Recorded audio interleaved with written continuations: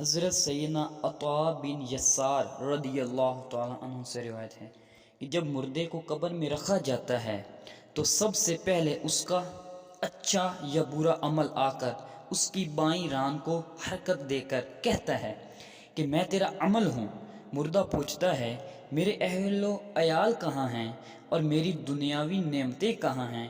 تو عمل کہتا ہے کہ یہ سب تیری پیٹھ پیچھے رہ گئی اور سوائے میرے تیری قبر میں کوئی نہ آیا۔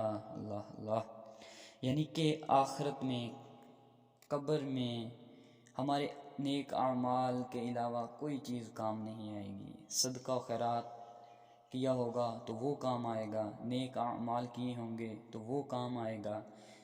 اولاد کو نیک و فرما بردار نمازی بنایا ہوا ہوگا تو اولاد ہمارے لیے پیچھے صدقہ و خیرات کرے گی، نماز پڑھے گی، ہمارے لیے دعا کرے گی تو وہ کام آئے گی۔